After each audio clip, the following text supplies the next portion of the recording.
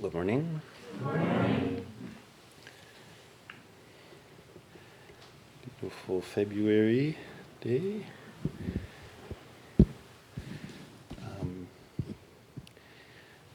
So it was my wife Azusana's anniversary on Friday, so please congratulate me. 31 years. We met when several years before that, so I think we've been together about 35 years. So what do they call it when you have COVID for a really long time? Long haulers? Yeah. But yeah, we're in love, so it's nice. And I'm going to talk a little bit about vow towards the end of the talk this morning, and so I want you to know I know a little bit about that in that practical sense. And although I was struck this morning as we were chanting the sutra opening verse, what a joy. I feel so lucky to have been born into a time and a place to be able to encounter the Buddha Dharma. And the sutras and commentaries say over and over again how precious life is and how rare it is to be able to encounter the Buddha Dharma. And we chant that before a Dharma talk to remind us of that. It's a funny thing because the Dharma is everywhere. You know, the Buddha's teaching is completely permeating all things.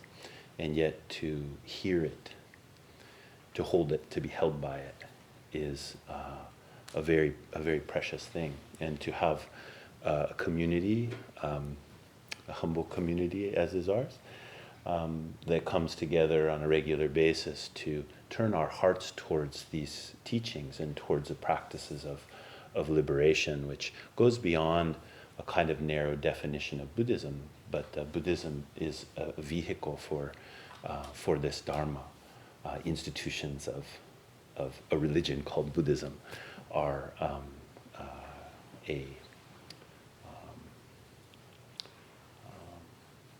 one of the ways in which this awakening moves through the world. So just so thankful to be here with you all this morning. So this is the last talk in a series of 5 talks on the mother of the Buddhas, which began the beginning of January. And I've said each time that January is a particularly important time for the temple, Soto Zen temples in general, this temple in particular, and me particularly for the study of Prajnaparamita, or the perfection of wisdom. And one of the core ways we understand perfection of wisdom as a body of teachings. But we can also understand the perfection of wisdom as a personified being, Prajnaparamita, the mother of the Buddhas, whose icon is here to the Buddha's left, is personified in this being of Prajnaparamita. Also, Prajnaparamita study and practice, which I'll continue to talk about this morning a little bit. We have a tendency in Western Buddhism to focus on the philosophical or the meditational instruction side of the Prajnaparamita teachings, which is very important and has been central to how these teachings are within Buddhism, and particularly within Zen Buddhism. But a little bit of an, I think, neglectful spirit when it comes to the way that most Buddhists throughout the past couple thousand years have encountered these teachings, and that is through veneration, is to encounter the teachings through the personification of Prajnaparamita, and then particularly through the texts, not as something to consume as a philosophical tract or as even as instructions, but the veneration of the text of Prajnaparamita is probably the most central way in East Asian Buddhism that Prajnaparamita has been received, that the perfection of wisdom has been received by practitioners, and we've been guided by her. And so I've been talking about the ways in which we can we can receive these teachings and then practice Prajnaparamita. And I've been using this epithet for the Prajnaparamita, which is Buddha I, Buddha Mother, which written in Chinese. In English, it seems like too many words, or why do we say Buddha twice or anything? But in Chinese, it's this nice little package. Butsugen Butsumo is how it's pronounced in Japanese. Butsugen Butsumo, Buddha I, Buddha Mother. And of course, the name of our temple is Buddha I Temple, and this deep connection with Prajna is reflected there in the name. The name of our temple, by the way, many of you probably don't know, I chose the name after my teacher's name. So my teacher's name is Buddha I, Pure Faith. It's 4 characters make up his name, and the Buddha I is known as his way name.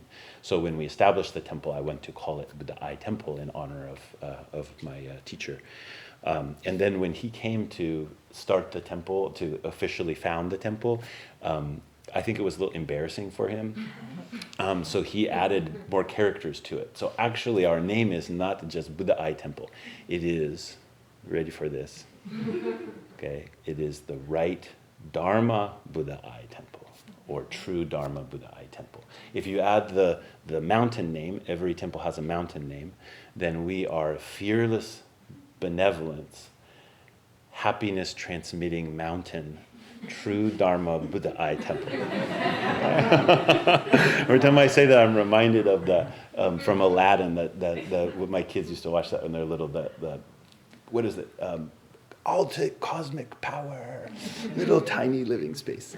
When he goes inside the thing, so we have a big long name, nice humble little temple. Anyway, I'm just go rambling on here, but there's something in this epithet that is so important, and that's what I've been centering these talks on. That the Buddha Mother we can understand as the womb of the Buddhas. That as bodhisattvas, really as beings, we are held.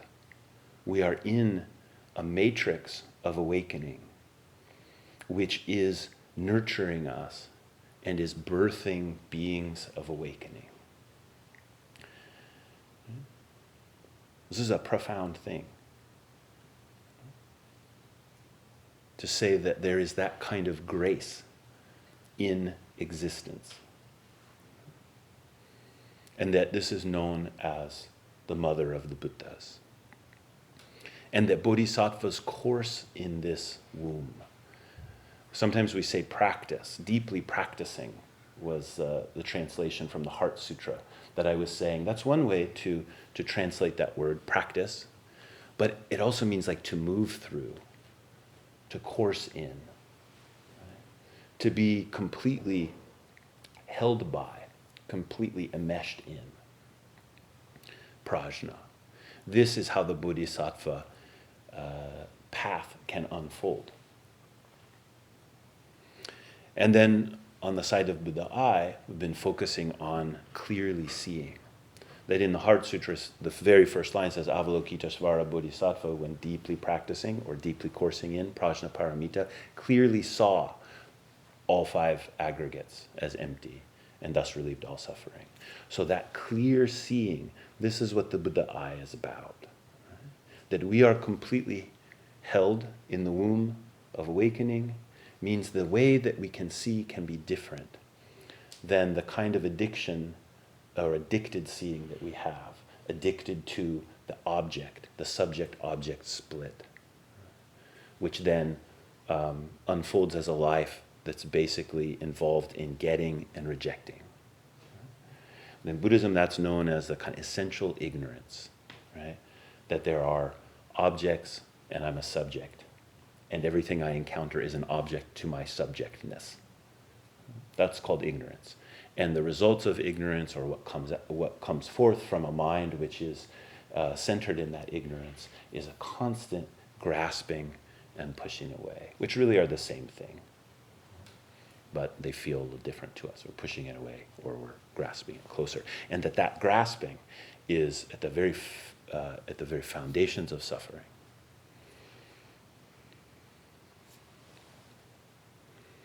Now,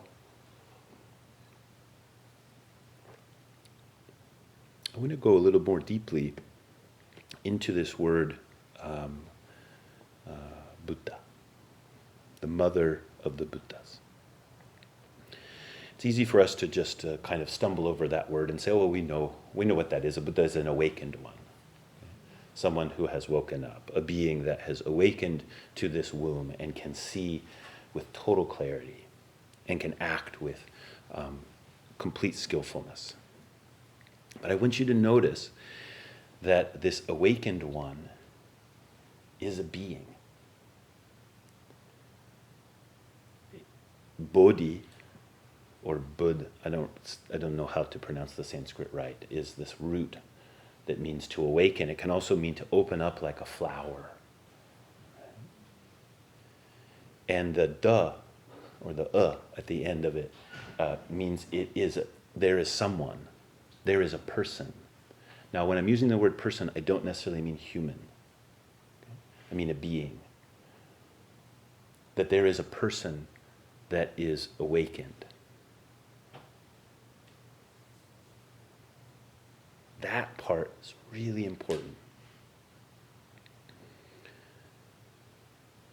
The awakening from ignorance, the addiction to the subject-object split, the continual turning outward that we do. It's like we've taken the sock and pulled it inside out, right? And everything's out there as objects. Even when we look inside of ourselves to try to understand what's going on inside of myself, how quickly we make everything into an object. Did you notice that? Like when you're sitting and you're like, oh wow, today my leg is so antsy today.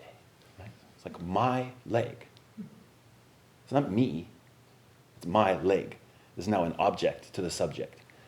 And you become tighter and more isolated and in more pain.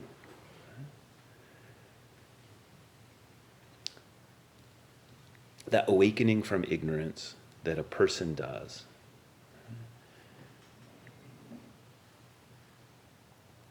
is like opening up like a flower. The heart opening to a different way of seeing. The mind, the consciousness, life. We could use different words, but there is an opening in which there is a free flow.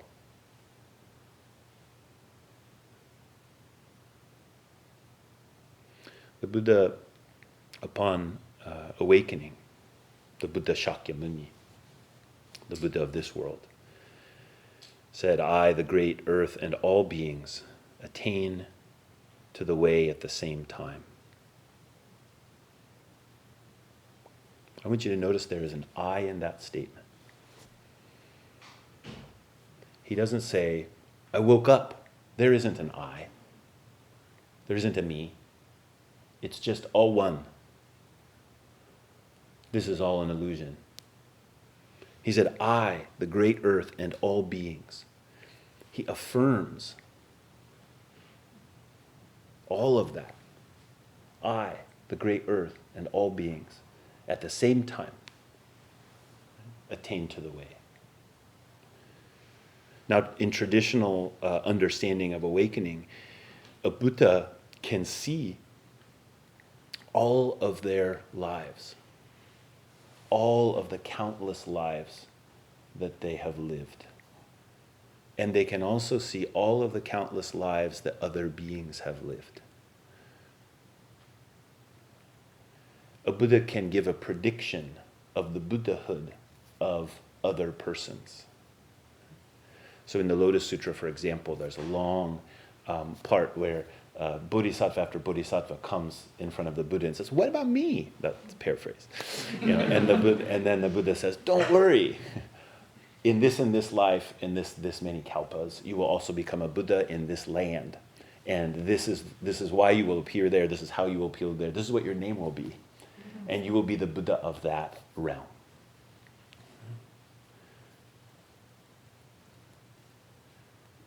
So seeing lives through time and through space, right, is not just a story of unification. It's not just a story of, well, there's not really anybody here, and the Buddha woke up to there not really being anybody here. It's all one.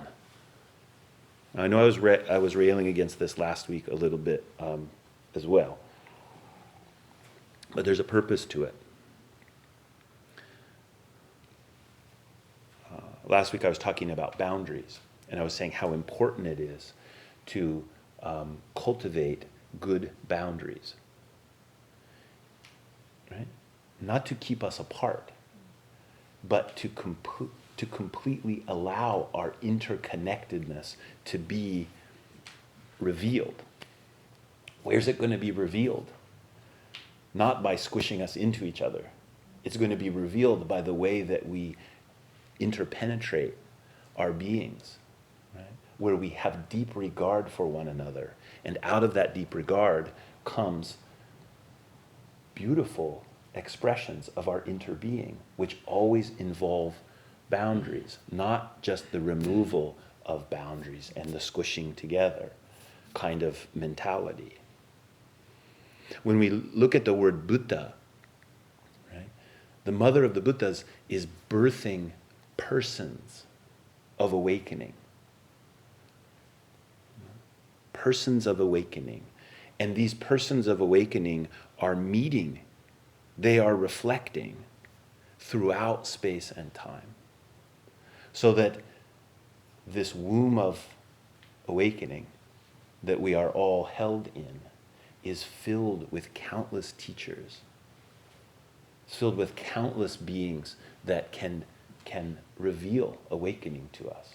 Buddhas are everywhere. Now, Shakyamuni Buddha emphasized again and again that he did not invent Buddhism, didn't invent awakening, that he had followed an ancient path. And he had woken up in the same way that an unconceivable number of Buddhas had woken up throughout time and space. There are countless Buddhas in countless realms, minute and massive. You know, sometimes this kind of talk, which I'm quite fond of, but it seems a little like, this is people making all this stuff up. So I was at the coast for our anniversary for a couple of days, and we walk along the coast and see the erosion patterns, and then walk along. There's one place we really like to go north of Florence called Strawberry Hill. It's just a little turn out there, and there's a lot of the volcanic movement there. You're walking across this volcanic rock that's been worn down, and you know, really, it's like a baby. It's like walking on a baby. The volcanic earth of the western United States here along the Pacific rim, we're just like in a crib, you know, just like me in terms of like geological age, right? It's nothing. It's so fresh. You know? So we start to think about that even the age of the earth is almost nothing, you know, compared to all these expansive times. And then if you go down into a minute level where time doesn't work the same way that it does on the level that we experience it, how many realms there are in those places. There's something important for us to consider. When the Buddha woke up to something and he said there's countless Buddhas throughout countless realms, right? It's not just a metaphor. Right? It's something about opening up the flower of consciousness that regards everything that is met as a supreme chance for our own awakening.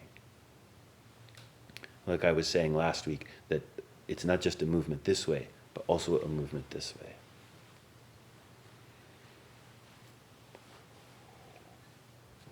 Person is not obliterated by awakening. We have this very strong addiction to homogenization. Okay, homogenizing, making homogeneous, flattening everything out. That's what the subject-object split does. That's the great project of the subject, is to make the world into objects that are simply objects, right?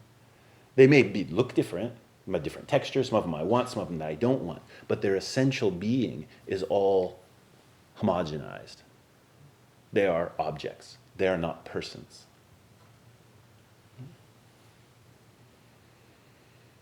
Now, when we say it like that, you could say like, oh yeah, I don't like that. Turning persons into objects, that doesn't sound right. But it can feel right. It can feel whole. It can even feel just or fair to try to make everything the same, right? To not favor our own practice, our own place in sitting, our own awakening. I want you to remember Mara's great attack on the Buddha. The Buddha's there underneath the Bodhi tree. He's taken the diamond seat, the immovable seat. And Mara's heaped all kinds of afflictions upon the Buddha. None of them budge the Buddha. And then the final attack of Mara is, who are you to be on that seat? That isn't your seat.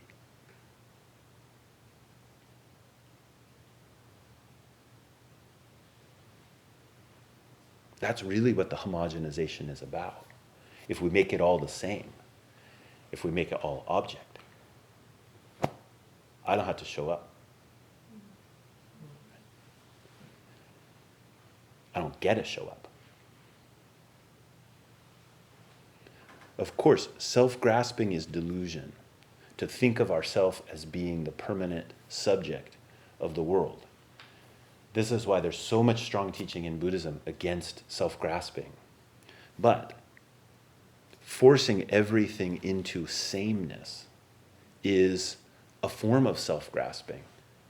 It's a form of denial. It's a form of making everything into a uniform object of our subjectness.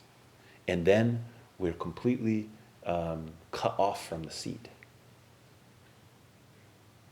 To take the seat would be kind of to self-grasping, right? To be arrogant. I'm the one who's on the seat of awakening. But we're lucky because the Buddha shared this seat with us freely. And in the Zen tradition, we say this is the core of how the Dharma is shared through space and time. The upright sitting of the Buddha under the Bodhi tree, right there at that moment when Mara attacked and said, who are you to be the awakened one? And the Buddha simply touched the ground, and the witness of all beings and the great earth were there. And it's as if the Buddha, I often imagine it's if the Buddha was like, Mara, what are you talking about? We don't have to make everything into this one object. Mara, you are also here, sitting underneath this tree. But instead, he just touched the ground. This might be part of the reason I'm not a Buddha yet. I'm too sassy, I think. I got a lot of lip on me, that's for sure. But the Buddha shared that sitting freely. And that the sitting that we call meditation as a kind of convenient term. Zazen is the term in Japanese.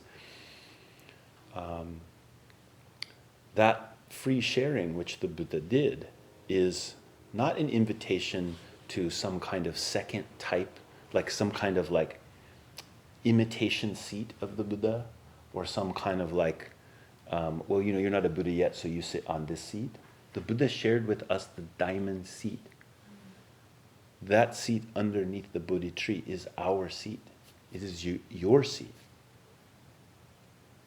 And of course, Mara will come and say, who are you to be sitting on this seat? Right? Of course Mara will say that. Because Mara is the powerful God of the world of buy and sell. He's the God of objectification, of do things with objects, even do good things with objects. Right? But that's how it operates.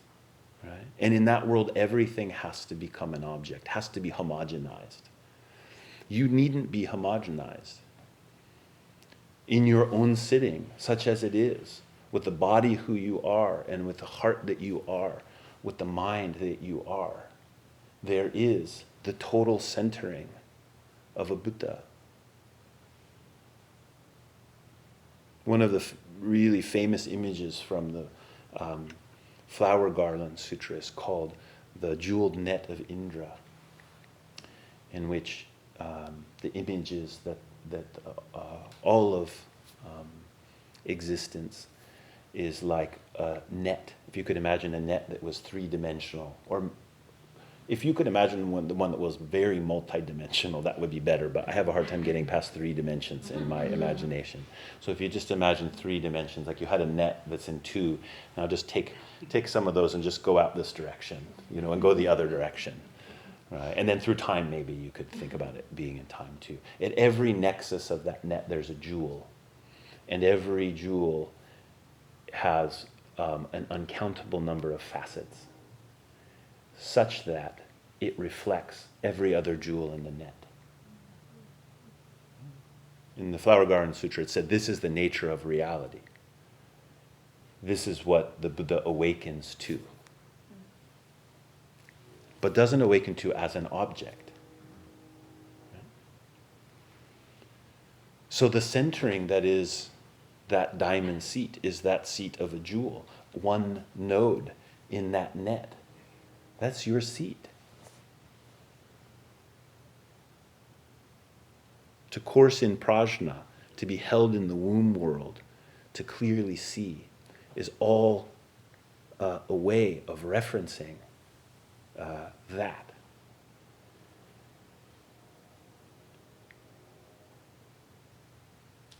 There's a centering that is right here and everywhere at the same time. The two are not split apart from each other. The great mystic, German mystic, Master Eckhart, who said, the eye with which you see God is the eye with which God sees you. That's what that clear seeing that is your seeing is about. Now in our school, Dogen Zenji, the founder of the Soto school in Japan, he said the clear standard for Zazen, for meditation, is that it is Jijiyu Zammai, the self-receiving and employing samadhi. Now, I'm not going to go into too much explanation about the self-receiving and employing samadhi.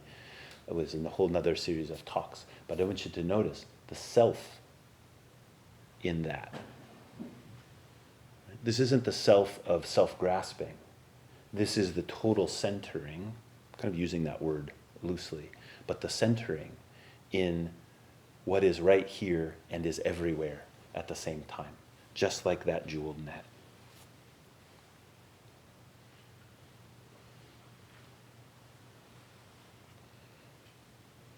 Now, the reason this is so important is because from the mind that homogenizes, we can take up meditation, and because meditation is something we have the effect of opening up life a bit, calming things down a bit, we can easily buy into the homogenization delusion, and meditation can be that.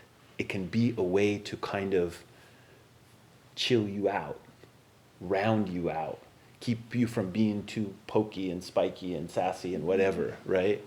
Because that's self-grasping, it's no good.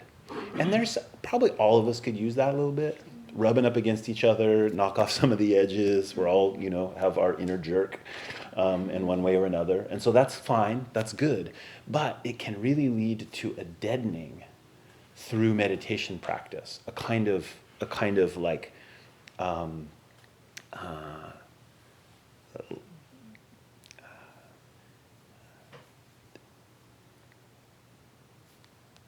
thinning out of our own self-regard. And so there's a danger in that. That meditation practice should not be about controlling yourself.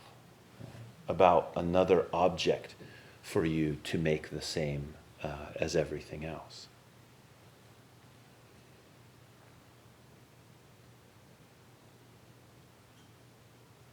And this is why, if we're going to take up a meditation practice, if we're going to receive these teachings of the mother of the Buddhas, of Prajna, it has to be deeply related to, or intertwined with, or born through vow. So trying to circle back around here. Vow that I am vowing to do something. People oftentimes ask this question. They say, what's up with the Bodhisattva vows? Beings are numberless. I vow to free them.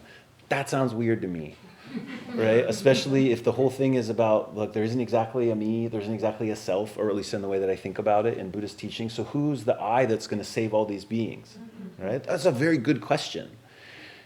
And what I'm trying to say here is, if you buy into the homogenizing type mindset, you'll say, oh, well, there's no self, so there's nothing for me to do. There's no one to be freed, right? But the vow says, no, I vow to free them. There are so many beings, like the whole world, our whole world of just people is nothing compared to how many beings there are. Even just on this earth, right? If you start counting up beings, and you say, okay, we'll start with people. That's a lot, right? And then you start going to all the other beings that are here and all the ways in which we could think of beingness. It's completely beyond ability to hold in our head what that would be. Right? And I'm vowing to free them all. That's what the Bodhisattva does. It's ridiculous. Right? But the I is in there. Right? And the I is saying, I am completely interrelated with an unbound number of other persons. That's what that vow is expressing. I am inescapably bound to an uncountable number of other persons.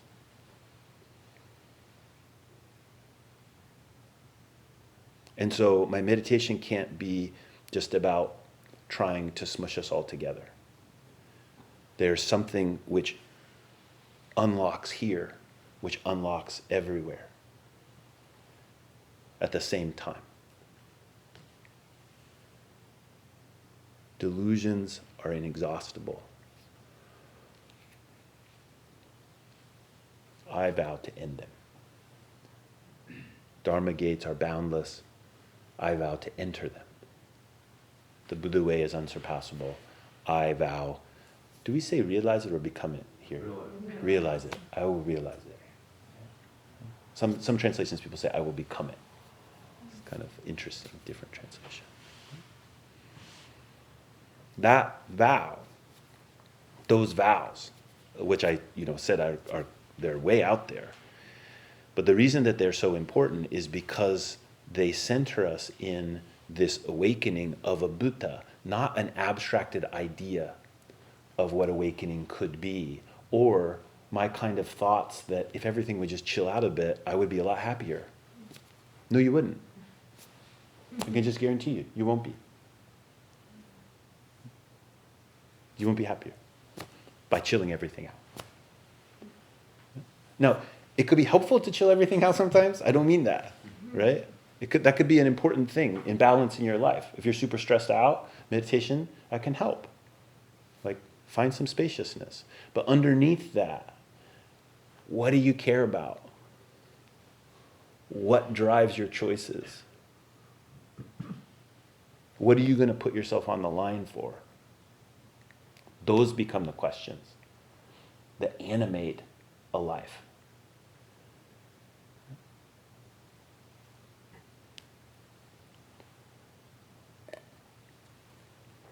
And when we put ourselves on the line in that way,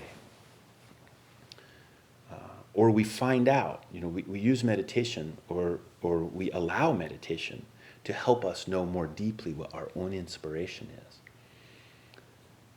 And we follow that. We let it express itself through us. This is just the opposite of a thinning and a deadening. When we do that, there's something beautiful which becomes available to us. And that is the practice of the actuality of something which you can turn to, but also can happen very naturally, which is called veneration.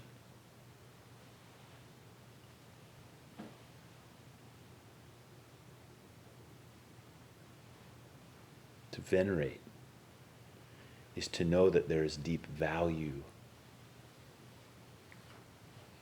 and that the deep value is beyond my ability to calculate. Those persons, those endless persons of the net of Indra, that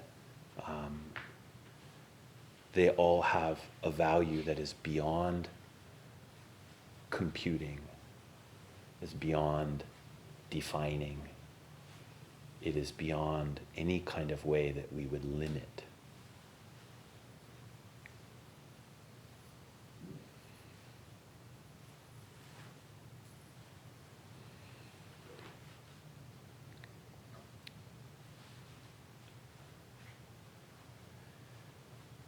The personification of awakening then appears as a being. Now, that may be as an icon, that may be as something like that comes through iconography. Maybe you have seen a picture of the Buddha or seen a picture of a Bodhisattva that speaks to you. Not just the right one, like, but the one which, when you see it, you know that it's seeing you.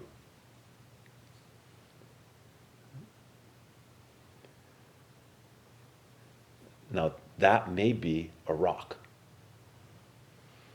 or a leaf, or a bird.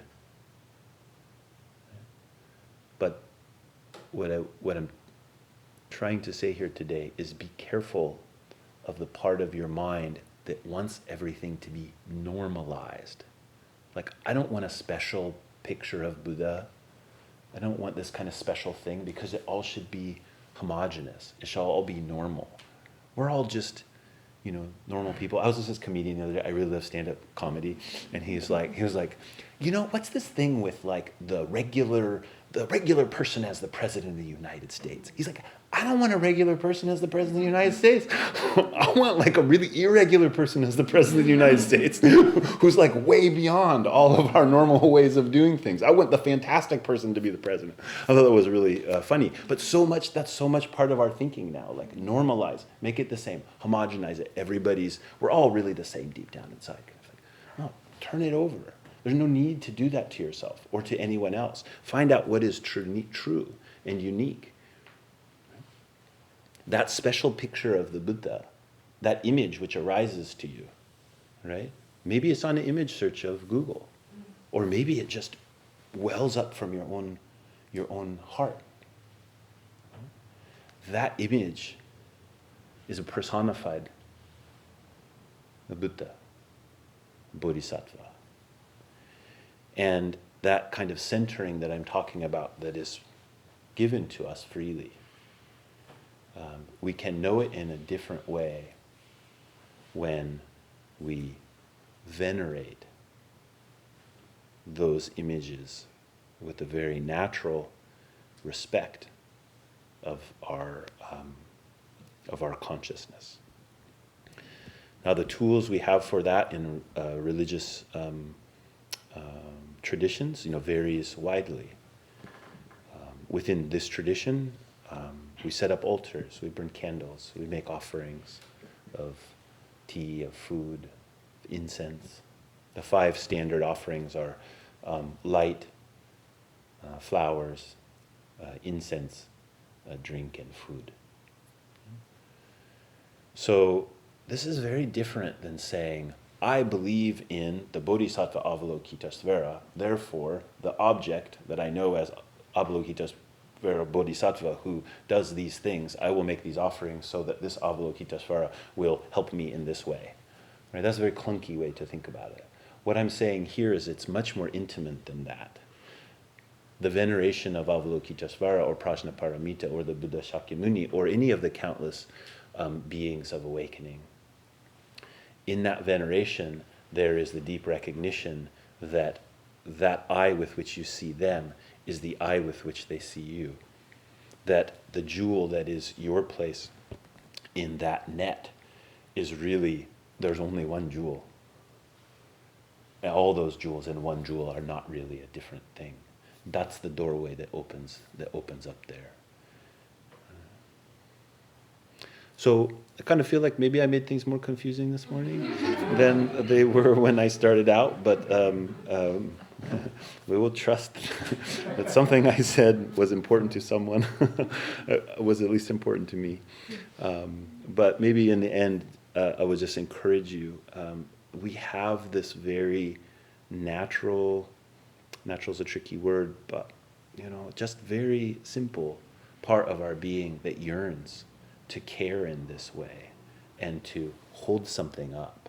And when you hold it up, it doesn't make you the object of its subjectness. When you hold something up as a person, as a being, with deep respect, your own personhood is only more deeply understood. That's the principle. And it is the primary way that the Buddha Dharma flows in the world. At least as I know.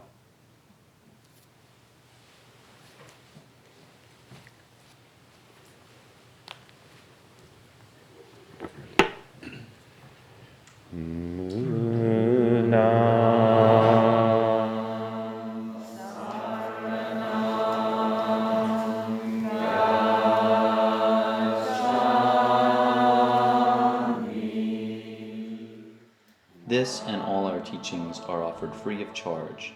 If you would like to make a donation, please visit our website at buddhaeye.org and click the donate button at the top of the page. Thanks.